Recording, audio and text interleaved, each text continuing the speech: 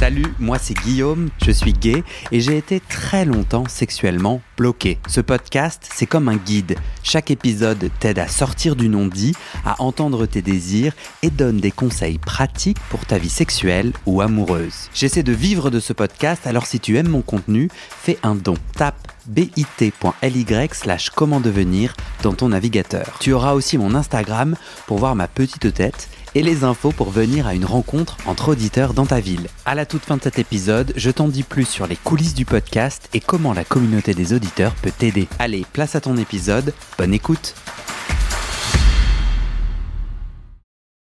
Ok, Médéa, on se relance. Bien. Partie 2 de ton superbe témoignage. Nous sommes dehors à La Réunion, bien entendu, il y a beaucoup de vent. On verra ce que ça donnera en termes de qualité sonore. Moi, j'y crois de ouf.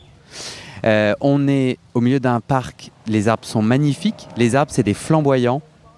Il y a dans ton passé des jeunes lycéens qui ont essayé de transformer ça en insulte, mais je pense qu'ils n'y sont jamais arrivés, car cet arbre est bien trop beau pour rabaisser quelqu'un, on est d'accord ou pas ? C'est exactement ça. Est-ce qu'il est toujours aussi pétant ? En fait, c'est du orange-rouge pétaradant. Est-ce que c'est toute l'année comme ça, ou en ce moment-là, on est à La Réunion en décembre, c'est sa floraison ? C'est vraiment décembre qu'il est comme ça en fait. Ok, cool. Et en fait, il commence vers fin novembre et après il fleurit tout au long du mois de décembre en fait. Ah. Et cet arbre est vraiment un symbole parce qu'il y a des sons de Maloya en fait qui est de la culture de la Réunion. Le Maloya, c'est La musique un de la chant. Réunion, voilà, Ouais. c'est ça, qui exprime en fait les douleurs liées à la guerre. Et justement, en fait, le rouge des flamboyants est associé aussi au sang des esclaves, en fait. Ah. Et du coup, il y a ce côté très martyr qui est lié au flamboyant, mais aussi de la douleur ressort quelque chose de beau. Ah. Et en fait, de cette insulte du flamboyant, ben moi, j'en ai tiré tout un concept de flamboyance. Et d'ailleurs, je fais du stand-up. Ouais. Et dans mon stand-up, en fait, quand je reprends mon parcours et tout, je reprends vraiment cette image de la flamboyance et c'est important pour moi, quoi. Ouais, c'est la reconquête, je trouve, à plein d'endroits. Transformer l'insulte en quelque chose de puissant. Bah, c'est surtout que du coup, en fait, c'est comme l'insulte. On n'a pas le choix du fait que, enfin, les gens vont le dire quoi qu'il advienne. Et en fait, on n'a pas le choix de l'entendre. Donc, on a deux solutions. Soit on l'entend dans le sens que les gens le disent, et du coup, on se sent dégradé et forcément, on n'est pas bien. Soit on redéfinit l'insulte. Et après, à chaque fois que quelqu'un nous insulte, on se dit « Ah, ben merci du compliment !» Moi, je vois l'insulte... moi, j'aurais trouvé ça inaudible il y a 15 ans, ce que tu me dis là. Parce que l'insulte m'a tellement détruite. Je vois l'insulte comme une cassure, comme une brisure. Et dans un premier élan, c'est avant tout quelque chose qui me casse. Je parle en mon nom, hein, qui m'a cassé. Mais après, ce matin, je courais. En ce moment, je cours. Là, dans les hauteurs de La Réunion, c'est absolument magnifique. Autant te dire que si je continue ça tous les jours, je vais devenir ultra fit, tellement ça monte. Et je me disais, en fait, j'ai l'impression que la cassure, c'est aussi l'endroit où il y a des petites graines amenées par le vent, où en fait, il y a plein d'autres choses qui peuvent repousser. Tu vois, grâce à la cassure, soit c'est la lumière qui passe, soit c'est hop, la petite graine qui se loge, et avec la pluie, au bout d'un moment, il y a un truc qui va pousser, tu vois. Et moi, quand je regarde, là, j'ai 38 ans, et quand je me rappelle du Guillaume à 18 ans, il y a 20 ans, qui était juste brisé, et à 38 ans, je suis là, mais je suis au milieu d'une forêt vierge magnifique. Et toutes ces brisures, cassures sont devenues le terreau de mes graines, quoi. Et je suis pas en train de dire « Ah, vive l'homophobie, continuons à casser les gens », car je crois vraiment que si t'aimes les gens, et si tu les valides, et si tu leur dis « T'es beau, vas-y », ben, moi, j'aurais eu une tout aussi belle forêt vierge, voire elle aurait été plus grande, je pense. Mais pour autant, je me dis « Putain, c'est cool, quoi ». Mais c'est comme ça que je comprends la reconquête de ces insultes. Bah, moi, je me dis... moi, je comprends que en fait, les insultes, c'est une cassure. Parce que je me dis, malheureusement, en fait, on ne peut pas se relever de toutes les insultes. Ouais. Parce que même si, moi, il y a une insulte qui, du coup, que j'ai retransformée, il y a des insultes, en fait, qui m'ont marqué et qui, du coup, en fait, ont créé un rapport assez compliqué avec moi-même, en fait. Ouais. Donc, Est-ce que tu penses que c'est l'insulte. Tu vois, moi, je vois que sale pédé, enculé, a rendu complexe ma capacité à me faire pénétrer. Est-ce que toi, tu dis, je sens une asexualité en moi, je sens l'asexualité en un mot, une absence de désir sexuel envers quelqu'un, ce qui n'empêche pas d'avoir d'autres formes de désir, envie de toucher, des émotions, etc. On est d'accord? Est-ce que... et j'ai à cœur, j'ai l'impression qu'on est au tout début du respect envers l'asexualité, en un mot. Je ne sais pas comment le dire sans que les gens se disent, ils parlent de quoi. Ouais. Mais tu vois, genre là, il y a quelques temps, j'étais à Paris et j'ai vu, je crois, le premier film qui s'appelle Slow, et dont je t'ai parlé quand on a préparé, j'ai trop envie que tu le regardes, de la réalisatrice lituanienne. Alors, je m'excuse, Marija. Ah là là, tu parles lituanien non. Ou pas? Bon, je suis tout seul dans cette affaire. Bon, je veux quand même que les gens aient son nom, Marija Kavtaradze, DZE. Et je crois que c'est le premier film qui parle d'asexualité. Ça s'appelle Slow. Et je crois qu'on est au tout début de se dire que en fait, c'est pas juste n'importe quoi, ou des gens qui se sont pas trouvés, ou des gens coincés, etc. Donc, j'ai envie que mes questions, elles soient respectueuses de ça. Et donc, j'ai envie de mettre un peu les pieds dans le plat en disant, toi, est-ce que tu as l'impression que, comme moi, ça t'a empêché une sexualité, les insultes? En fait, au début, moi-même, j'ai pensé que j'avais un blocage à ce niveau-là. Moi-même, puisqu'en fait, je me suis dit, je suis pas à l'aise avec tout ce qui est sexualité. Et j'arrivais pas à trouver, en fait, du coup, mon plaisir, mon bonheur et tout. Et parce qu'en fait, comme je te l'ai dit, j'ai essayé, malgré tout, de multiplier les expériences au moment de ma vie, juste pour me dire, vas-y, je me lance. Mais au fond de moi, je savais que ça n'allait pas me plaire. Et comme en fait, le truc bizarre, c'est que je me disais, si ça me plaît pas, c'est pas parce que ça ne peut pas me plaire, c'est parce que moi-même, je me mettais dans de mauvaises conditions en fait pour que ça ne me plaise pas. Et le truc, c'est que j'ai trouvé ça... j'ai pris du temps avant de comprendre en fait que je peux être heureux sans en fait vivre c'est vraiment dur de dire justement sans vivre la sexualité, mais là en deux mots en fait. Ok, c'est ok. Donc j'ai essayé de reprendre. En gros, j'ai pris du temps avant de comprendre que sans être actif sexuellement, on pouvait être heureux. Ouais. Puisqu'en fait, dans la société, on parle tellement de sexe, on dit toujours que, en gros, donc, quand on voit dans les films, il n'y a rien de mieux que le sexe, quoi. Oui. Et ne pas comprendre ça, c'est ça qui fait mal aussi, en fait. C'est de se dire, est-ce que je passe vraiment à côté de quelque chose d'extraordinaire ? Oui. Ou est-ce que je prive vraiment quelqu'un de quelque chose qui soit essentiel à la vie ?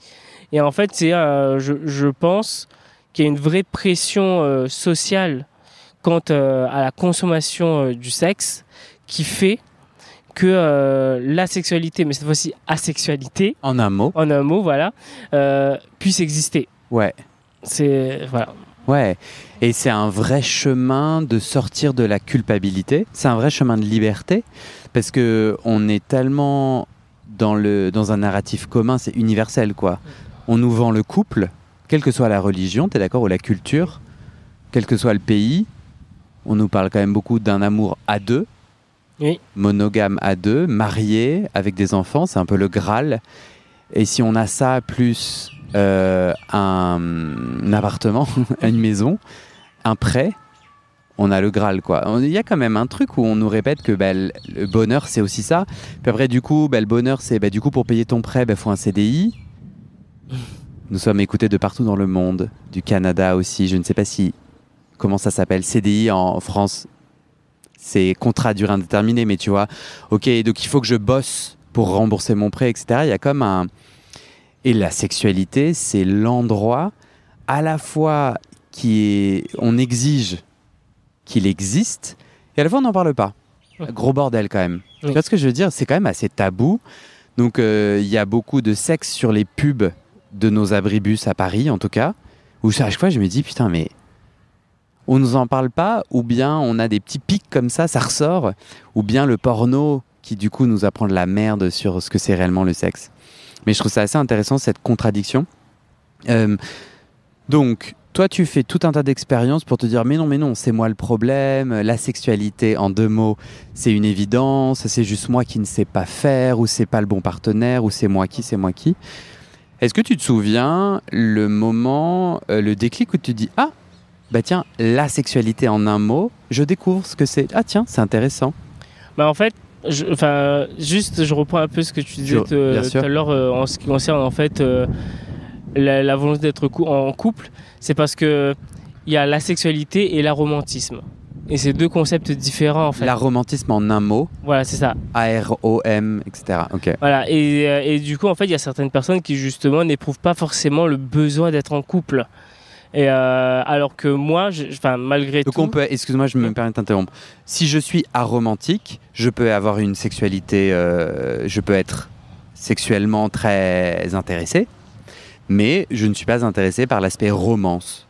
Versus toi, il s'avère que tu es pas aromantique, voilà. D'accord, mais tu es asexuel. Voilà. Tendance asexuelle. Ok. Voilà, en fait, c'est ça, c'est que du coup, déjà, faire la différence entre ces 2-là, c'est important parce que malgré tout, souvent, on a beaucoup de personnes qui sont asexuelles, qui sont aussi aromantiques. Mm-hmm. Et en fait, parce que du coup, c'est dur de se trouver en fait quand on est un peu un mixte de tout ce qui existe en réalité. Ouais, bien sûr. Parce qu'il y a peut-être des cases qui nous permettent de comprendre certains concepts et je trouve ça vraiment important. Certaines personnes trouvent que c'est trop, mais je trouve que avoir des cases malgré tout prédéfinies plus qu'avant nous permet de au moins nous questionner si ça nous correspond ou pas. Oui. Mais d'un autre côté, c'est de se dire ah oui, bah, si on est asexuel, on est aussi aromantique et donc on ne doit pas forcément vouloir être en couple. Je trouve que ça nous mène loin. Ouais. Et donc voilà, enfin, moi je voulais juste dire ça sur... Mais de ouf, moi hier on a mangé avec une amie de mes hôtes ici, donc je suis accueilli par 2 auditeurs que j'embrasse. En vrai, c'est un couple, il y en a un qui écoute le podcast et l'autre qui m'a dit j'écoute pas du tout. J'espère qu'il écoutera ce podcast. Chaque fois il se moque de moi. Ils sont trop choux, on est allé chez une de leurs amies et du coup elle est hétéro et ses parents passent leur temps à dire bah alors pourquoi t'es pas en couple. C'est vraiment le Graal et c'est la question d'un parent moyen. Oui. Et donc, je trouve pas ça évident d'arriver à dire bah si, je peux être heureux, ça ne m'intéresse pas. Non, j'ai pas de problème. Genre, non, je suis pas un gros égoïste. Non, j'ai juste pas l'appétence, pas l'envie de faire couple et c'est ok. Tu vois, je comprends que ça soit difficile. À quel moment donné, du coup, tu arrives à petit te dire tiens, attends, peut-être que le problème, c'est pas moi. Tu te souviens ? C'est un processus ou c'est un déclic ? Alors, je pense que c'est tout un processus. Ça a été au gré de mes rencontres. Ça a été notamment en fait en étant en couple avec la personne que je suis. Avec laquelle je suis aujourd'hui en fait. Tu es en couple depuis 6 ans. Voilà, c'est ça. Et en fait, le truc qui fait aussi que c'est pas un problème, c'est comme lui, il est à l'aise avec tout ça malgré tout. Lui, ça lui pose pas de problème d'en parler ou pas, et il sait que moi, ça me pose un problème d'en parler. Et parler de quoi, pardon ? De parler de sexe. Ok. Voilà. De base, en fait, c'était vraiment un problème pour moi d'en parler. Et à un moment donné, ce qu'il a fait, c'est que il a créé sur WhatsApp, du coup, un échange.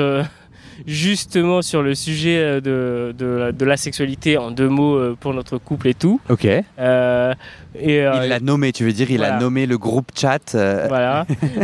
sexualité. Voilà, c'est ça, juste pour nous 2 en fait. Qu'il a dit, du coup, là on peut se poser des questions, on est libre d'y répondre et on n'en parlera jamais à voix haute, sauf si moi je le veux en fait. Et c'est comme à ta première fois où tu avais demandé aux garçons de ne pas en parler de vive voix, mais tu étais OK par écrit. Voilà. Tu étais OK par écrit avec ton copain j'étais plus à l'aise à l'écrit. Ok, super. Donc voilà, et je pense qu'en fait, c'est avec justement... Il t'a écrit quoi ? Il m'a écrit en gros... Il a utilisé la fonctionnalité sondage de WhatsApp ? Non. Très bonne idée, ça. Tu cliques sur oui ou non. Voilà, c'était une petite parenthèse. En fait, il y a une communauté WhatsApp du podcast, donc il y a plein d'auditeurs. C'est comme ça que par ville, bah oui, parce que j'en ai créé un sous-groupe pour La Réunion. D'ailleurs, les gens peuvent aller rejoindre, c'est sur le site du podcast, onglet rencontres. Et moi, je kiffe, je fais des petits sondages où les gens répondent oui ou non. Je sonde les gens. Bon, c'est pas du tout ça. Vous avez commencé à en parler par écrit.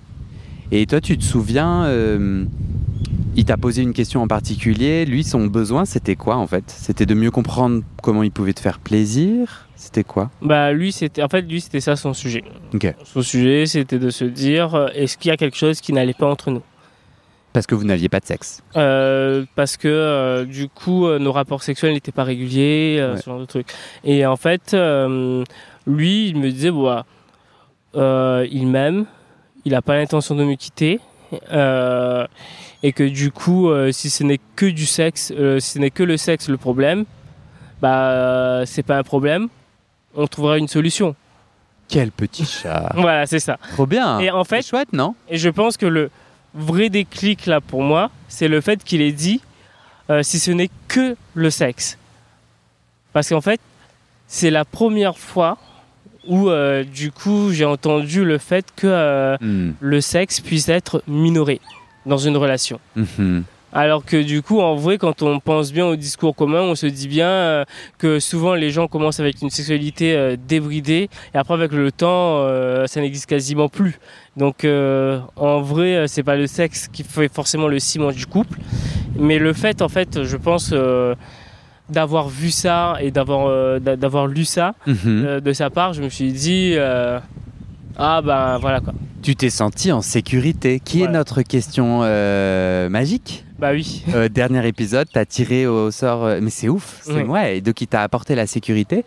Moi, j'ai l'impression que du coup, les gens, ils peuvent se dire, les auditeuristes, ils peuvent se dire, ah ben je comprends pas, il dit qu'il est un peu asexuel et qu'il est asexuel, et là il parle de désir, de sexe, de parler de sexe et tout.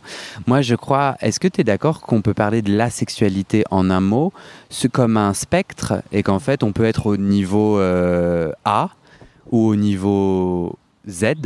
Et il y a tout un tas de, tu vois, de spécificités, de nuances, et que c'est pas forcément, bon, si je suis asexuel, bon, ouais, à 100%, je veux jamais éprouver aucun désir sexuel. Est-ce que tu es d'accord ou pas? Alors oui, c'est pour ça qu'en plus, la plupart du temps, je me définis comme, du coup, maintenant, à tendance asexuelle. Ouais. Donc en fait, en vrai, c'est une vraie tendance, du coup, qui est plutôt prédominante dans ma vie, malgré tout. Ouais.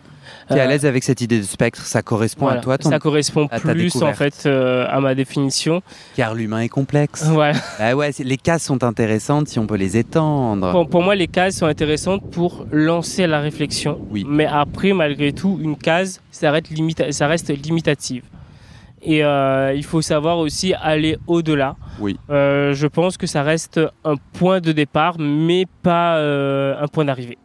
Alors Médéa, je te trouve quelqu'un, bon on va dire que c'est ton copain, mais imaginons que j'ai là sous la main quelqu'un qui se dit « Oh là là, j'adore Médéa, j'ai très envie d'être intime avec Médéa. » Et moi vraiment mon kiff c'est faire kiffer Médéa. On peut prendre l'exemple de ton copain si tu es mal à l'aise avec ce personnage imaginaire.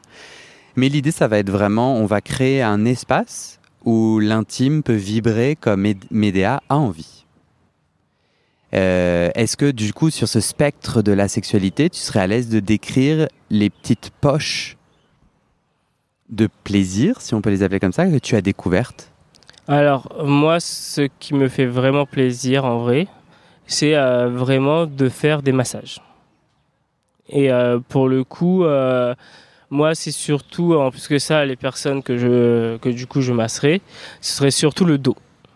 Et Ça te fait rire. Non mais en fait c'est que malgré tout j'imagine les gens qui se disent ouais ils veulent voir des mecs avec de beaux pecs et tout, et du coup forcément masser le torse, mais moi le torse ne m'intéresse pas en fait.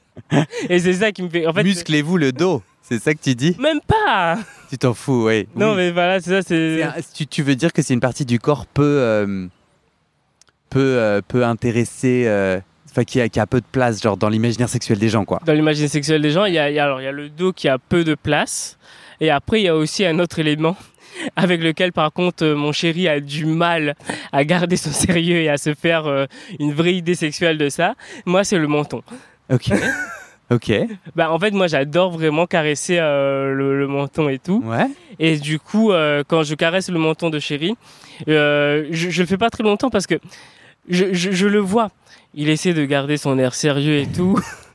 Mais au bout d'un certain temps, il n'y arrive plus puisqu'il dit « Non, mais c'est pas vrai. Enfin, si, c'est vrai, mais... » Il comprend pas, il n'arrive pas à comprendre. Il connecte pas. Voilà, c'est même si du coup ça fait un moment et que du coup il est au courant depuis très longtemps. Voilà. Dos, menton, j'entends bien que c'est... Là, on est vraiment 100% sur toi, ta joie. Et j'entends que c'est pour autant toi qui donne le massage, on est Voilà, d'accord. c'est ça. Donc la personne se met au service de ton massage. Enfin, Voilà. se laisse porter par ton massage. Voilà. Okay. Le massage sur le dos, il est avec toute la main, il est partout sur le dos avec les pouces ou il y a un petit peu. Alors c'est avec toute la main en fait. Ouais. Et en plus ça, j'aime bien du coup utiliser des huiles. Ouais. Donc en fait en vrai, après il y a des musiques que j'aime bien utiliser. Lesquelles? Alors une musique, je suis un vrai geek. Oui. Attends. Il y a la chanson de La berceuse du désert de Final Fantasy XIII, Le retour de Lightning. Ok. Que ça j'aime beaucoup en fait. Et après il y a... Elle est plutôt douce ou genre... Elle est vraiment bourrine? douce en fait. Ok. En fait c'est que des chansons douces. Ouais. Et que des chansons de Final Fantasy en vrai. Ok. Parce que du coup il y a une autre chanson aussi de Final Fantasy 13-2 cette fois-ci que j'aime beaucoup. C'est sur l'enfant du futur. Donc voilà, en fait, en gros, j'aime bien me lancer justement dans un univers et que ce soit un moment un peu de déconnexion et un peu unique en fait et un peu hors du temps en fait. Bah ouais, on se marrait hier avec quelqu'un, on faisait le petit jeu de dire, je faisais ce jeu-là avec lui en fait, de se dire ok, chacun on dit et on dit les trucs qui nous font kiffer. Si la session est sur moi, voilà ce que j'aimerais. Et il s'est un peu foutu de ma gueule parce que moi j'ai commencé par dire on a du sexe pas après le repas. Et il m'a regardé en mode un peu Navali, il s'attendait directement à des détails très croustillants et tout. Et j'étais là, en vrai, le contexte de la musique, de où est-ce qu'on est dehors, dedans, etc.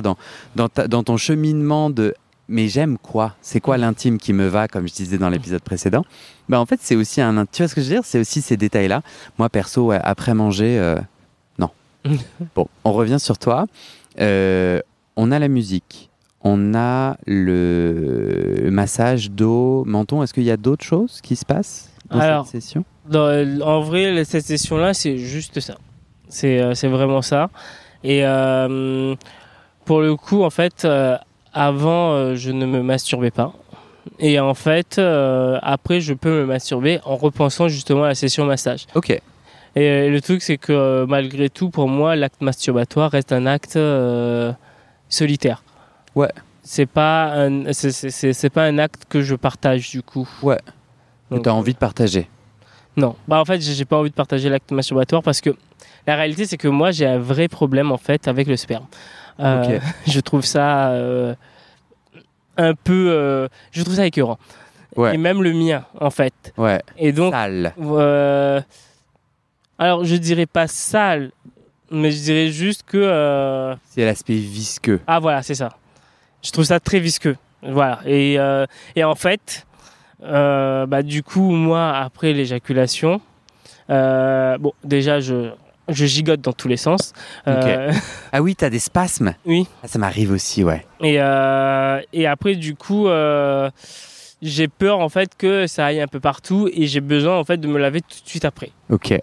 Et parce qu'en fait je veux vraiment pas rester visqueux et tout. Ouais. Et en fait le fait d'être du coup à deux, moi ça me met forcément en tension ou mal à l'aise du coup pour l'acte masturbatoire parce que du coup on l'avait essayé aussi avec mon compagnon. Mais c'est juste que du coup comme moi aussitôt j'ai besoin de me laver. Ouais. Je me dis après, est-ce que je suis vraiment à l'écoute de l'autre? Ça fait quelque chose de vraiment très égoïste. Ouais. En mode.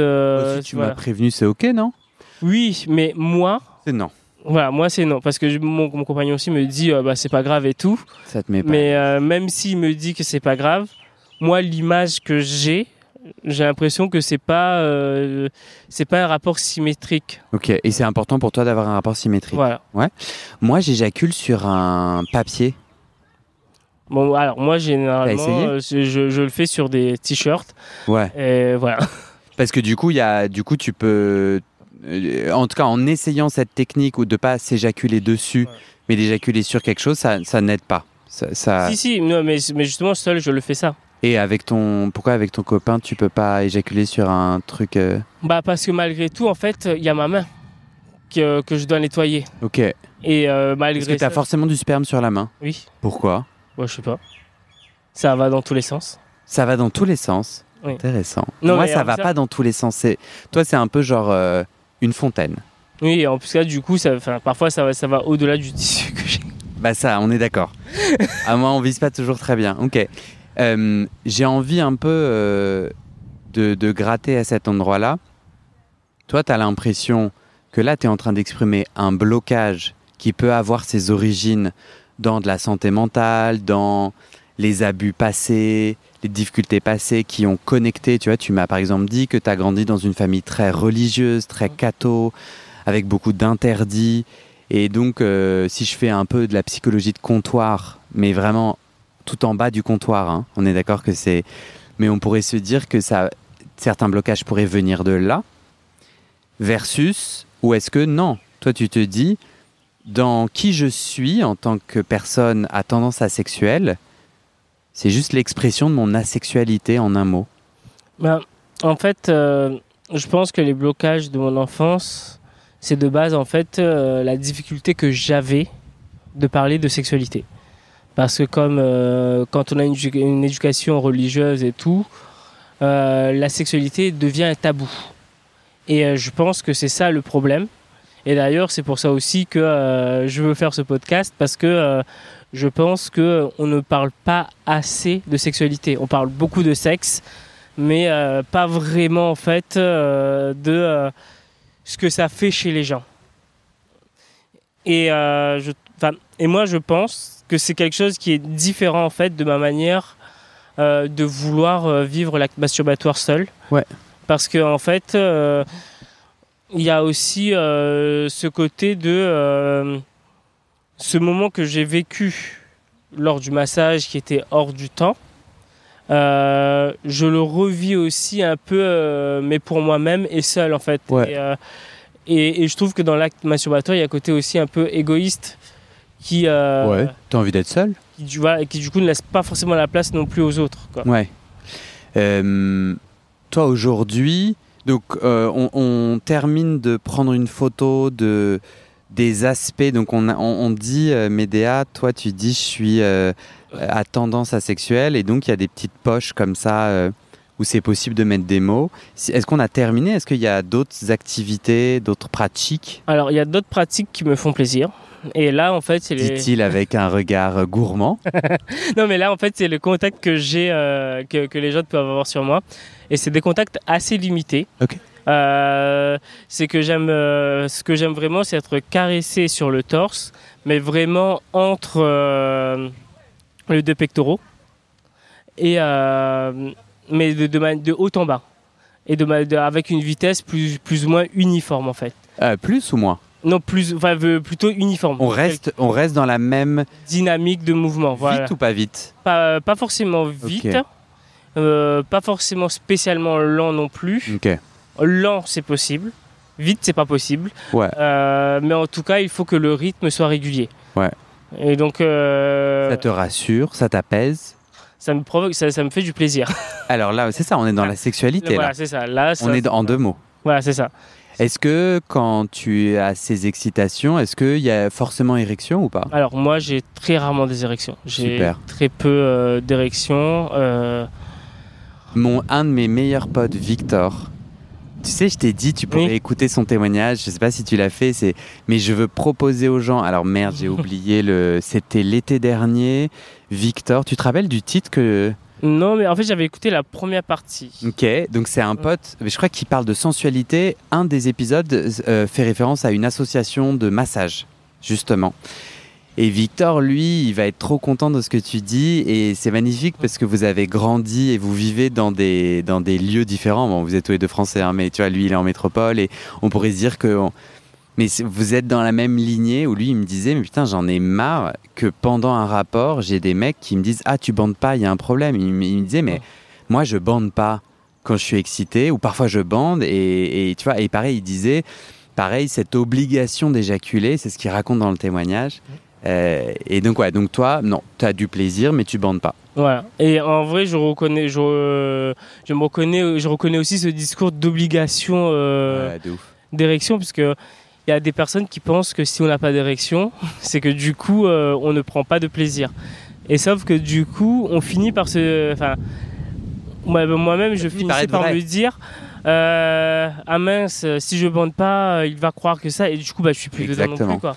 Et c'est vraiment qu'une question égo-centrée, c'est-à-dire, moi je comprends les gens qui nous disent ah tu bandes pas. Moi je peux être cette personne parce que j'ai peur que t'aies pas du plaisir, parce que j'essaye de capter n'importe quel signaux. Et donc si tu ne gémis pas et si tu ne bandes pas, je suis capable de dire est-ce qu'il y a un problème parce que je suis pas rassuré par des signes extérieurs. Tu vois ce que je veux dire? Non mais tu vois, par exemple, moi je gémis jamais. Moi, si on a un rapport sexuel, du coup, je pourrais te dire, est-ce que tout va bien, tu vois? Mais en fait, ça, tu vois justement, le gémissement, ça a toujours été l'une de mes grandes inquiétudes et préoccupations. Ok. Parce que je me suis dit, effectivement, ça paraît comme une résultante naturelle. Obligatoire. Voilà, c'est ça. Et en fait, moi, j'ai jamais ressenti le besoin de gémir. Donc... Génial. Mais moi, je pense que la solution, c'est qu'on se le dise avant. De dire, juste pour info, parfois je bande pas et moi je suis assez mutique, mais je kiffe et je te promets que si je kiffe pas, je te dirai. Moi, si tu me dis ça, hop, la question se repose pas, ouais. D'accord. La communication, en fait. Oui. T'es d'accord? Oui. On n'a pas besoin que l'autre soit quelque chose... On n'a pas besoin que l'autre soit là pour nous rassurer, tu vois. On peut se rassurer différemment. Oui, ouais, je suis parfaitement d'accord. Est-ce que... Donc là, on a dit torse au milieu. Oui. Ça, tu le fais sur l'autre ou pas? Non. Là, c'est le moment où tu reçois. Oui, en fait, ce que je fais sur l'autre n'est pas ce que je fais sur moi. C'est deux choses totalement différentes. Ouais. Et poil ou pas poil? Moi? Genre, ouais, dans ton ressenti, t'es poilu de cet endroit. Moi, je suis très poilu entre les seins, ça s'appelle? Ouais, je pense. Le torse? Non, en tout cas, tu sens pas...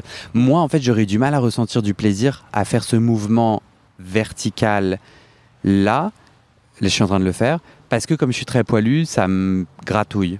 Moi, j'ai très peu de poils. Ok. Mais bon, voilà. Mais après, je sais pas si ça a un impact ou pas, mais... Très bien. Voilà.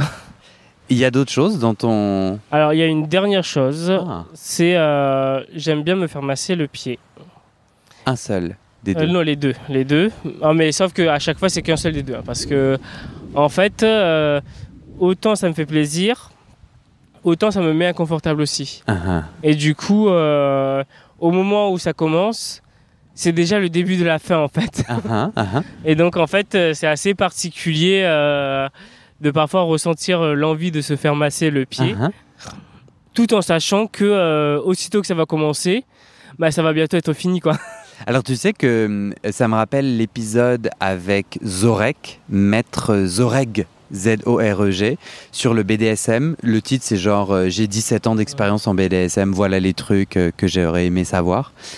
Et du coup j'interview et il fait un peu une description du BDSM et il dit mais en fait tout le monde a l'impression que c'est le truc en cuir machin, mais en vrai juste chatouiller ou genre cette ligne entre plaisir et déplaisir, si je te touche le pied ou je te le masse, on est au début du BDSM. Moi je trouvais ça intéressant et ça c'est ça, c'est que toi tu joues entre plaisir et déplaisir quoi.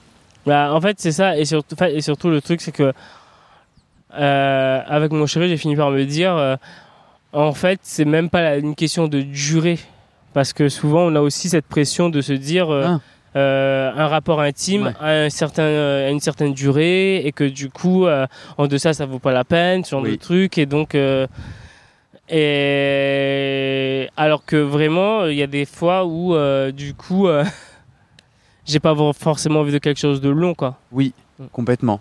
Et on a le droit. Oui. Ouais, trop bien. Et j'ai l'impression qu'en fait, ça a été pour toi un chemin de déconstruction des normes. En tout cas, des normes perçues. T'es d'accord ? Moi, je m'identifie vachement à toutes tes réflexions. Non, tu fronces des... Non, je comprends pas ce que tu veux dire. Normes perçues, c'est-à-dire, il existe quand même une forme de culture du sexe entre deux hommes, et on la chope, on n'a pas de dictionnaire, mais on la chope un peu en observant. Toi, quand tu es sur Grindr, il y a une culture, il y a des termes qui reviennent, et il y a des cases dans lesquelles on te demande de te positionner, et donc ça nous est imposé. Et notamment... l'idée que le plaisir vient forcément avec l'érection. Et toi et moi, on le sait. On n'a pas grandi au même endroit. Je pense que si on nous écoute en ce moment aux États-Unis, en Chili, au Japon, tout le monde est d'accord avec nous. Donc c'est quand même quelque chose, c'est une culture qui nous a été imposée, qu'on se raconte. Et donc, je trouve que dans le chemin de l'épanouissement intime, ton témoignage, il est magnifique parce qu'il contribue à se dire, attends, il y a les normes. C'est ok, non mais déjà, j'en pense quoi ? Qu'est-ce qui se passe dans mon corps ? Bah non, moi désolé, en fait, j'ai du plaisir sans bander. Et les normes perçues, c'est ça pour moi. Et c'est ça qui nous emprisonne et nous empoisonne. On s'attache... Pardon, je me suis emballé. Non mais alors, je pense que c'est exactement ça en fait. C'est que il y a un côté très normatif de la sexualité. Ouais. Et après, le problème aussi... c'est qu'on a tendance aussi à culpabiliser ce qu'on appelle les paraphilies, en fait, tout ce qui sort de la norme. Paraphilie, c'est un synonyme de BDSM. Dans le monde du BDSM, c'est... Alors, paraphilie, moi je le prends au sens étymologique. Para, en fait, c'est tout ce qui va être autour des plaisirs, en fait. Donc, par exemple, le trampling qui rend... Bon, tu vas me dire que le trampling peut être BDSM, mais en fait... Pour moi, c'est en fait tous les plaisirs. Après, je me trompe peut-être. Non. Tous les plaisirs en fait sexuels qu'on peut avoir. En dehors d'une forme de norme. Voilà ça. Mais la norme est décidée par qui ? Bah justement, voilà, c'est ça. Mais du coup, je trouve que tout ce qui est en dehors de la norme est perçu de manière c'est sale, de manière dégradée et dégradante, et ça empêche aussi une réelle exploration en fait de ce que les gens sont réellement. Ouais. Et je pense que ça, c'est un vrai problème aussi. Ouais. Tu m'as dit, dis-moi si on ferme ce sujet. On a parlé dans le premier épisode de toi qui grandis ta première fois. Comment tu grandis un peu, genre le terreau dans lequel ta jolie petite graine a essayé de choper des nutriments, sauf s'ils n'existaient pas. Et petit à petit, la première pousse. Et après, petit à petit, tu as la rencontre avec ton asexualité en un mot. Et où est-ce que tu en es aujourd'hui de ce chemin-là ? Heureux et apaisé quand même, parce que tu es amoureux avec quelqu'un avec qui justement tu te sens entendu et compris. Moi, j'ai trouvé que ça a été intéressant et merci de te livrer et de raconter un petit peu plus précisément la réalité pour toi de ces plaisirs-là. Et c'est cool, parce que je pense que c'est important qu'on nomme et que je suis sûr que dans le cœur de plein de gens, ça va éveiller des « Ah ouais, mais j'avoue, mais en fait, si je peux m'autoriser... » Mais attends, mais grave. Moi, c'est le téton gauche. Non, mais en fait, j'ai du mal à me l'autoriser. Mais en fait, en vrai, moi, quand le mec insiste, mais même pendant plusieurs minutes, à ne rien faire d'autre, le seul problème, c'est dans ma tête, à un moment, je me dis, mais il va se faire chier. Donc, il faut qu'on arrête. Mais sinon, si je m'autorisais et que lui est consentant, mais attends, mais je devrais le demander, mais j'ose pas. Parce que j'ai aussi l'air d'être ridicule. Genre, j'ai peur d'avoir l'air ridicule. Comme, du coup, c'est pas une performance sexuelle super visible. Tu vois ce que je veux dire ? C'est juste... Moi, j'aime juste le bout du doigt sur mon téton. Je me dis, mais on a l'air ridicule, là. Il est en train de me faire... de me titiller le téton. Et c'est triste, ces pensées envahissantes dans ma tête. Parce que qu'est-ce qu'on en a à foutre d'être... Tu vois, genre, je suis pas là... On n'est pas en train de te prendre en photo, j'en ai rien à foutre d'avoir le ridicule ou pas. Tu vois ce que je veux dire ? Et voilà. Donc moi je suis super inspiré par ce que tu as dit. T'as envie déjà... Non mais en fait moi ça me fait vraiment penser à la difficulté que j'ai eue d'admettre que j'aimais toucher les mentons. Ouais, mais complètement d'accord. Parce que effectivement on se dit on est en dehors des zones érogènes. Mais en fait, le truc, c'est que il se trouve parfois des mondes où notre plaisir, même s'il semble très isolé, en fait, peut trouver un écho en fait chez l'autre, même si c'est pas forcément un plaisir auquel l'autre aurait pensé de base, quoi. Je sais qu'il y a des gens qui nous écoutent maintenant là et qui se disent moi aussi. Le menton ? Ouais. Et d'ailleurs, est-ce que tu serais OK qu'on mette ton Instagram ? Bah oui. Et tu veux le dire ? Comment ça ? C'est quoi le hâte de ton Instagram ? Mon Instagram, c'est @Medea Potentia, Medea MEDEA, Potentia POTENTIA. Super. Que les gens qui se sont dit moi aussi t'envoient un coucou. Non, en vrai, s'ils ont envie, et peut-être toi tu t'as... Mais non, mais je trouve ça trop cool et je suis sûr que tu recevras des messages de gens qui vont te remercier. Et du coup, ils seront sur ton Instagram et du coup, ils pourront découvrir la part de toi artiste. Et c'est pour ça, du coup, je voulais voir si tu voulais rajouter d'autres choses. Sinon, j'aimerais qu'on passe à cette part d'artiste. T'es d'accord ? Ou tu veux rajouter des trucs importants ? Je suis d'accord pour qu'on peut passer à autre chose. Voilà. Parce que quelque part, ce cheminement de re-questionner les normes, tu l'as aussi fait en tant qu'artiste, et les choses se parlent. L'intime dans ton lit, tu vois, dans ton chez-toi intime, se joue aussi sur scène. Donc tu es une drag queen, mais j'ai aussi entendu que tu étais drag king parfois. Ne nous enfermons pas. Drag king, drag queen, c'est... Tu vas dire après comment tu définis ton art. Et moi, j'ai envie de savoir, mais peut-être du coup, c'est une troisième partie. Ouais, c'est une troisième partie.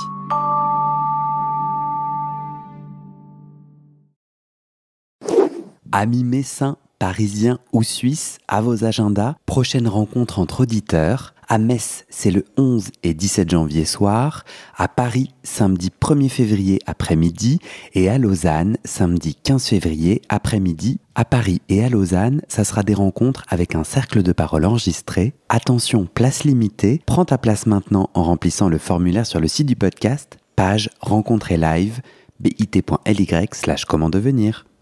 Et maintenant, je te donne les dernières infos sur les coulisses du podcast et comment la communauté des auditeurs peut t'aider. Mais d'abord, on doit parler sous. Ce podcast, c'est mon boulot à temps plus que plein et j'ai pris 2 décisions. Première décision, je ne veux pas rendre le podcast payant. Je veux qu'il reste accessible. Deuxième décision, je ne veux pas non plus de sponsors commerciaux. Vous vendre du lubrifiant ou des godes que j'utilise pas, non merci. Je limite mes sponsors à des assos ou aux services publics dont je porte déjà les messages de santé, mais bon, ça réduit beaucoup mes possibilités financières. Donc je dépends de vous, mes petits auditorices. Depuis 1 an, je cherche 400 auditeurs, auditrices qui peuvent me donner 5 € par mois pour que ça me fasse un gros SMIC, une sécurité financière minimum. Le pari est risqué, demander des sous pour un podcast gratuit dans une culture francophone qui n'a, il faut le dire, pas l'habitude de soutenir ses créateuristes de contenu, c'est pas facile. On est 180 sur les 400. Je galère à faire décoller tout ça,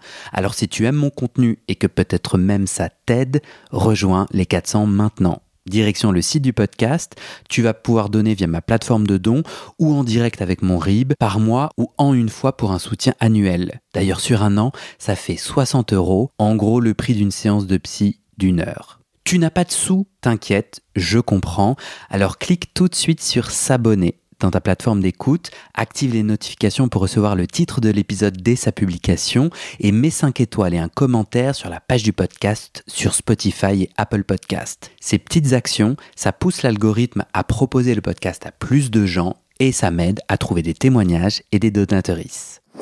Bon, maintenant, faut que je te parle de ce qui se trame derrière le podcast avec notre belle communauté des auditeurs. Sur le site du podcast, tu trouveras notre annuaire collaboratif des soignants-soignantes gays ou queer-friendly. On se partage entre nous nos contacts des soignants avec lesquels on se sent safe, médecins généralistes, proctologues, psy, sexothérapeutes, etc.